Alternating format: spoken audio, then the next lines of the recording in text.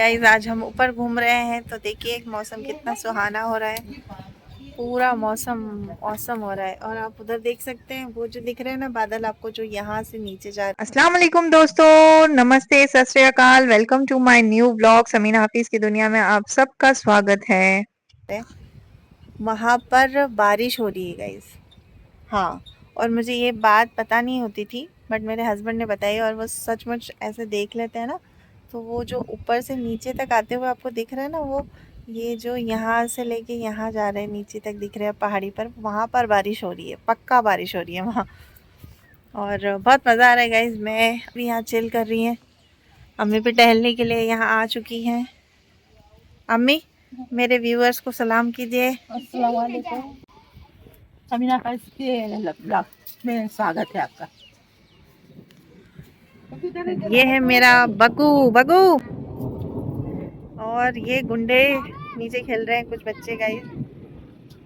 हमाद, मुस्तफ़ा और आज कादिर भी हमारे साथ आ गया था। और अम्मी कुछ सजेशन दे रही थी गाइस, और सजेशन देने का तो कोई फ़ायदा है नहीं क्योंकि जो बनाने वाला है कुनौल वो आ ही नहीं रहा है। उसे उस पर इतनी गुस्सा आ रही है ना, पकड़ के उसको पिटाई लगा दूं मैं, क्योंकि उसने हमारे घर का काम ही सारा अटकाया हुआ है। देखिए गाइस ये कैसे खेल रहे हैं। और ये मेरा बाग, ये अकेले ही खेलता रहता है। बग्गू जा नीचे फुटबॉल खेलो, जाओ। जा रहे नहीं खेलेगा। सो गाइस इस तरह से हम चिल कर रहे हैं। और मैं हेडफोन इसलिए लगा रही थी क्योंकि मैं एडिटिंग कर रही थी। सो एडिटिंग में ये लगा के करती हूँ तो साउंड अच्छा आ जाता है, यही रीज़न था। गाइस ये देखिए मेरे घर से यहाँ का व्यू। ये जो सामने आप देख रहे हैं ना बिल्डिंग्स, ये इंडेक्स हॉस्पिटल्स की बिल्डिंग्स है। और इंडेक्स हॉस्पिटल तो बहुत बड़ा हो चुका है। सो अभी वहाँ पर जो भी सारे डिपार्टमेंट्स हैं ना, उसकी सभी जगह अलग अलग बिल्डिंग्स बनी हुई है। सो डेंटल अलग है, फिजियो अलग है, और ऑर्थो अलग है, DTN अलग है। तो वो सारी बिल्डिंग्स और सारे कॉलेजेस अलग अलग हो चुके हैं। और ये जो गुम्बद देख रहे हैं आप, ये मानवाचल यूनिवर्सिटी की है गाइस, जहाँ पर MBA BBA वगैरह सारे कोर्स। और ये जस्ट मेरे घर के सामने है गाइस। हाशिम मोहम्मद का स्कूल भी वहीं है, आपने तो देखा ही है। और गाइस बस मैं ऊपर टहल ही रही थी और रानू आई थी, और वो भी ज़्यादा देर बैठ नहीं पाई क्योंकि अचानक से जो बारिश उधर हो रही थी उसके बाद हवा के साथ पानी इधर भी आ गया था। सो उसे जाना पड़ा, मुकेश भाई से लेकर चले गए थे। और तकरीबन हाफ एन आवर या तकरीबन 1 घंटा वो जो आंधी हवा थी वो इतना तेज़ थी कि हम लोग घर में ही बैठे रह गए। और जो शेड वगैरह थे वो तो सब उड़ गए। उसके बाद जब आंधी तूफान थम गया तो बारिश शुरू हो गई।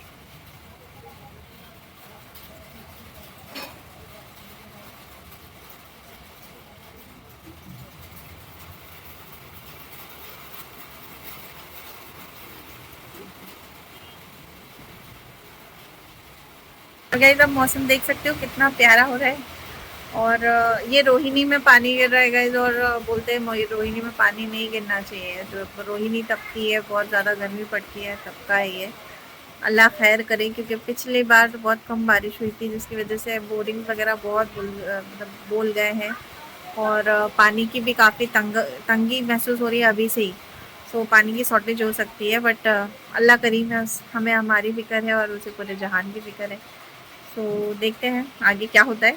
बट अभी तो बारिश हो रही है और मौसम बड़ा अच्छा लग रहा है क्योंकि इतनी गर्मी पड़ रही थी। और बारिश की कुछ छींटे, और मैं आपको बता नहीं सकती, जो मिट्टी की खुशबू आ रही है ना guys, top of the world. मतलब one of my favourite smells में से है वो। बहुत ये काम, मतलब मेरी जो फेवरेट स्मेल है उसमें से एक स्मेल ये भी है, जो मिट्टी की सौंधी सौंधी खुशबू आती है ना गाइज। और गाइज उसके बाद मौसम जो था ना, अल्लाह ताला सारे खूबसूरत नज़ारे ना एक साथ ही दिखाने वाले थे आज। सो थोड़ी देर बाद बारिश हुई और बारिश ने भी बहुत मज़े लिए बच्चों के। कभी तेज़ हो जाती थी, कभी कम हो जाती थी। बच्चे नहाने जाते थे और वो नहा भी नहीं पाए। मतलब बारिश तो हुई बट ऐसी नहीं हुई। उसके बाद ये नज़ारा देखिए, और धूप में बारिश हो रही थी तो मैंने भी बच्चों से कहा कि फटाफट दुआएं मांग लो, क्योंकि आपको तो पता ही है कि जो कबूलियत का वक्त होता है उसमें से एक वक्त बारिश धूप में होना भी है। जब धूप में बारिश हो रही हो तो दुआ मांगनी चाहिए, वो फौरन कबूल हो जाती है। तो बच्चों ने फिर इस तरह से खड़े होकर और दुआएं मांगी और अल्हम्दुलिल्लाह माशाल्लाह गाइस ये मेरे घर के बच्चे हैं सारे।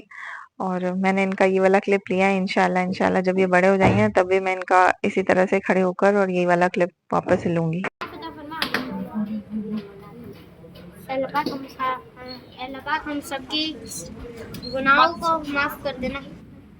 हमारे रोजगार में बरकत अता फरमाया। अल्लाह हमको पढ़ने लिखने की तौफीक अता फरमाया। आमीन। हमको जॉब में कामयाबी अता फरमाया। आमीन। अल्लाह मेरे दादा को जन्नतुल फिरदौस में जाने मकाम अता फरमाया। आमीन। ला इलाहा इल्लल्लाह। गाइस धूप में बारिश हो रही है और बच्चे भी दुआ मांग रहे हैं, आप भी दुआ मांग लीजिए। और ये देखिए गाइस जब बारिश रुक गई थी ना तो नज़ारा कुछ ऐसा था। और पहली बारिश के बाद जो कलर रहते हैं ना, कुदरती जो रंग होते हैं पेड़ के, जमीन के और मकानों के और हर चीज इतनी प्यारी नजर आती है ना। कुदरती रंगों की तो बात ही अलग होती है गाइस। बोलते हैं ना कि अल्लाह ताला ने इतनी सारी मखलूक और इतनी नेमतें बनाई हैं, पर इतने सारे इंसान मिलकर भी ना एक चींटी तक नहीं बना सकते हैं और उसमें जान डाल सकते हैं। उसके बाद क्या था ना गाइस, बच्चे भरपूर मजा ले रहे थे अपनी छुट्टियों का और इनकी मस्तियां बाप रे, मतलब इतनी मस्तियां मिलकर कर रहे थे ये लोग कि मैं आपको बता नहीं सकती हूँ। और एक और एडिशन हो गई थी कादिर की, सो वो भी एंजॉय कर रहा था और मुझे भी बड़ा मजा आ रहा था इन लोगों को देखकर कि इनकी छुट्टियां अच्छी बीत रही है। और होना भी चाहिए ना गाइस, कोई ना कोई घर के बच्चे अपनी छुट्टियों में वहां जाकर छुट्टियां बिता सके। और ये शाम का टाइम था गाइस, देखिए मेरी अम्मी मतलब क्रिकेट के वाकई मतलब इतनी दीवानगी है उनमें, ये आईपीएल मैच देख रही हैं और इतनी आंखें गड़ा के बिल्कुल इतनी कंसंट्रेशन से देख रही थी ना कि आसपास क्या हो रहा है उनको कोई फिक्र नहीं हो रही थी। फिर ये नेक्स्ट डे मॉर्निंग का है गाइस, जो बचा हुआ खाद था जो आधे खेत में नहीं डाल पाए थे हम लोग, सो उसका काम इसके अब्बू ने लगा दिया। और वो मौसम की वजह से और शादियां और अब तो हाजियों की भी आवक जावक शुरू हो गई है तो उसमें बिजी हो गए थे इसके अब्बू। सो आज बचा कुचा काम उन्होंने पूरा किया और उसी तरह से ये लोग खाद स्प्रेड कर रहे थे। और आदमी नीचे नहीं गए गाइस, मैंने ऊपर से ही क्लिप बना लिया था। और ये भी हकीकत है ना गाइस कि किसान कुछ भी अपनी मर्जी से नहीं कर सकता, वो पूरा पूरा मौसम पर डिपेंड होता है कि कैसे क्या करना है उसे। तो 2 दिन से बारिश वगैरह हो रही थी तो ट्रैक्टर चल नहीं रहा था और एक दिन तो ट्रैक्टर फंस भी गया था। उसके बाद से फिर शुरू किया उन्होंने खाद वगैरह डालना और इस तरह से ये लोग डाल रहे थे। आज सिर्फ चीमू भाई थे, जो दूसरे वाले थे वो नहीं आए थे।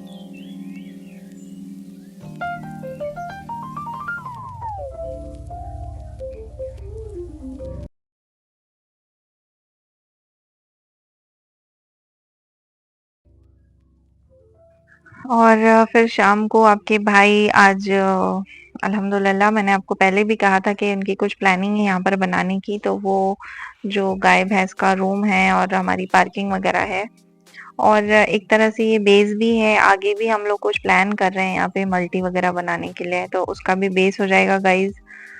सो आज उनकी रंगोली डाल रहे थे तो उन्होंने मुझे बुला लिया कि तुम ऊपर से ही देखते रहना कि कुछ गलत वलत हो रहा हो तो। और फिर मैं इनको देख नहीं दी गाइज। और बड़ी मेहनत होती है गाइज इसमें भी डालने के लिए, क्योंकि ज़रा भी गलती हो जाती है ना तो जो जो मकान की साइज होती है वो आड़ी टेढ़ी हो जाती है, रेच आ जाती है उसमें। तो मैं बैठे बैठे इन्हें देख रही थी ऊपर से ही और क्लिपिंग भी बना रही थी, मैं शूट भी कर रही थी गाइज। और ये इस तरह का बना रहे हैं, अभी तो जितना बजट है उतना ही बना रहे हैं गाइज। तकरीबन 12 to 1300 स्क्वायर फीट बना रहे हैं। आगे देखते हैं, अल्लाह ने चाहा तो और भी ज़्यादा इसको बड़ा करने की कोशिश करेंगे। और वो रहता है ना गाइस कि अगर ज़मीन वगैरह बेचता है ना किसान तो फटफट सब कुछ कर लेता है, बट अर्निंग से करने में थोड़ा वक्त लगता है। और अल्हम्दुलिल्लाह हम लोगों ने तो थोड़ा थोड़ा करके बहुत कुछ कर लिया है, अल्लाह का शुक्र है, और आगे भी कर ही लेंगे।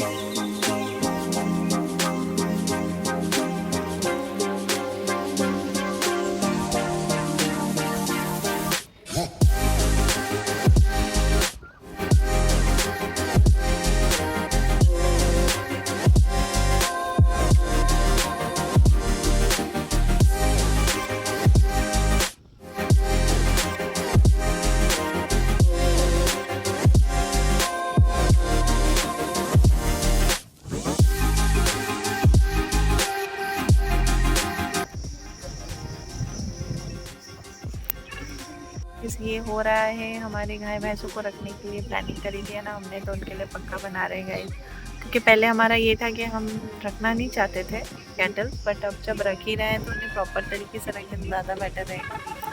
सो हम लोग ये उसकी प्लानिंग कर रहे हैं गाइस। तो हम लोगों के कैटल्स के और जो खेती का अनाज आता है उसके, तो ये 4 कमरे टाइप बना रहे हैं, 100 स्क्वायर फीट का समथिंग बना रहे हैं आपकी दुआ से। Thank you and thanks to अल्लाह।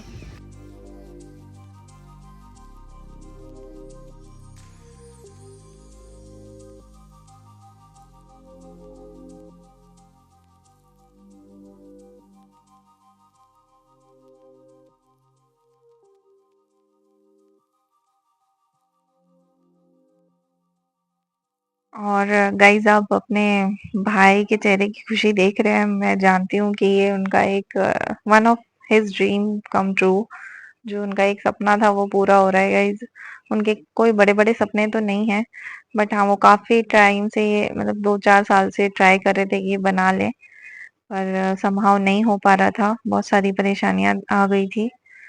पिछले कुछ सालों कुछ ना कुछ आ ही रहा था। सो फाइनली अब वो उनका सपना पूरा हो रहा है और मुझे इसकी बहुत खुशी है गाइज। मेरा तो मकसद ही अब जिंदगी का ये हो गया है कि उनके बच्चे कुछ जो ख्वाब है वो पूरे करना है। और मैं अब मेरे पास कोई वर्ड नहीं है, अभी माशाल्लाह ज़रूर कहिएगा और दुआ कीजिएगा कि उनके आगे भी उनके जो ख्वाब हैं, उनकी चाहते हैं वो पूरी होती रहे, क्योंकि मेरा तो यही कोशिश रहती है कि मैं अपनी जानिब से जितने हो सके उनकी जो विशेज़ हैं वो पूरी कर सकूँ गाइज़। मेरे हस्बैंड ने बचपन से ही मतलब बहुत स्ट्रगल देखा है। किसान तो थे वो, बट पहले उनकी लाइफ में बहुत कुछ उतार-चढ़ाव आए हैं और जहाँ भी काम किया लोगों ने उनका फ़ायदा ही उठाया है। और जब से वो सेल्फ एम्प्लॉयमेंट उन्होंने की, खुद से अपना करने लगे, अल्लाह का शुक्र है तब से ही अल्लाह ने उनका हाथ पकड़ा है और मैं चाहूँगी कि हमेशा पकड़े ही रहें, कभी उन्हें कोई भी परेशानी का सामना ना करना पड़े गाइज़। और कहते हैं ना कि बीवी को सब कहते हैं कि बीवी के कहने में, तो सही है ना गाइज़, क्योंकि बीवी ही तो ऐसे जो लालची होते हैं और जो अपने हस्बैंड का फ़ायदा उठा रहे होते हैं, उनसे बीवी ही तो उन्हें बचाती है ना, उसे इन बैड सेंस लेने की जगह अच्छे सेंस में क्यों नहीं लेता इंसान? ज़ाहिर-सी बात है ना कि जब अपने बंदे का कोई फ़ायदा उठा रहा है और वो दिख रहा है कि वो पूरा-पूरा उनका फ़ायदा उठा रहे हैं, तो उसे अगर रोकने के लिए अगर बीवी बुरी भी बनती है तो इसमें कोई हर्ज नहीं है। और यही मेरे हस्बैंड के साथ भी हुआ गाइज़। उनका जो बचपन था, उनकी जो टीन एज थी गाइज़, वो ऐसे लोगों में उन्होंने वेस्ट कर दी जिन्होंने उसका कुछ भी रिटर्न नहीं दिया है, कुछ भी रिटर्न नहीं हो दिया है उनका। खैर अच्छा ही हुआ कि रिटर्न दिया भी नहीं, क्योंकि उनकी कोई हैसियत नहीं है कि वो अपनी नेकी का या किसी की मेहनत का सिला दे सके, वो सिर्फ और सिर्फ ऊपर वाला देता है और अल्लाह का शुक्र है कि मेरे हस्बैंड को उन्होंने भरपूर दिया है। प्लस ये भी है गाइस कि अगर आपकी नीयत साफ है ना, अगर आप किसी का फायदा उठाने का नहीं सोच रहे हो, तो आपके साथ सब कुछ अच्छा-अच्छा होगा। और आप किसी इंसान को सिर्फ यूज़ करने के तौर पे देख रहे हो कि बस इसे इस्तेमाल करना है, सिर्फ अपने फायदे का सोच रहे हो, सिर्फ अपना फायदा उठवा रहे हो, सो आप शुरू में तो काफ़ी आपको सक्सेस मिलती है, काफ़ी आप खुश रहते हो, बट एट द एंड आप वो चीज़ भुगतना होती ही होती है गाइस, ये बोलते हैं कर्मा होता है। सो यही मेरे हस्बैंड के साथ है और मेरे हस्बैंड गाइस दिल के मतलब बोलते हैं ना कि गोल्डन नहीं है, उनका डायमंड हार्ट है। तो वो इस चीज़ को माइंड भी नहीं करते। इनफैक्ट जब मैं उनकी बातें सुनती हूँ, उनके एक्सपीरियंस सुनती हूँ ना, तो मुझे बहुत गुस्सा आती है और मुझे काफ़ी रिग्रेट होता है कि यार क्यों हुआ? इस ऐसे बंदे के साथ ऐसा क्यों कैसे हो सकता है? So after corona guys, after corona नहीं, बिफोर कोरोना ही मैंने, जब मेरा छोटा वाला बेटा हुआ था तभी मैंने सोच लिया था कि मैं मेरे हस्बैंड को मतलब किसी की भी नौकरी या फिर किसी के भी साथ काम नहीं करने दूँगी। वो भले ही मतलब एक बोलते हैं ना काट ही क्यों ना लगाएँ, बट वो खुद का होगा तो ही वो करेंगे। और अल्लाह का शुक्र है गाइज़, वो बहुत अंडरस्टैंडिंग है, आप खुद देख सकते हो, क्योंकि वो गाँव में रहकर उनकी सोच बहुत बड़ी है गाइज़। और बड़ी सोच होना सिर्फ़ पढ़े-लिखे इंसानों का नहीं, कई बार ये रहता है ना कि इंसान बहुत पढ़ा-लिखा होता है, बहुत समझदार होता है, बट उसकी सोच बहुत जहालत और बहुत छोटी होती है कि यार औरतों के लिए भी ज़िंदगी जीने के पर्सपेक्टिव से भी, बट उनकी सोच आप यकीन नहीं कर सकते हो, बहुत ब्रॉड माइंडेड है वो। और मैं जिस तरह जीती हूँ आप देख ही सकते हो गाइस, मुझे अल्हम्दुलिल्लाह वो किस तरह रखते हैं, घर से तो कुछ इस तरह का उससे आप बना हुआ अंदाज़ा है। लगा सकते हो कि उनकी सोच वाक़ई बहुत आला है।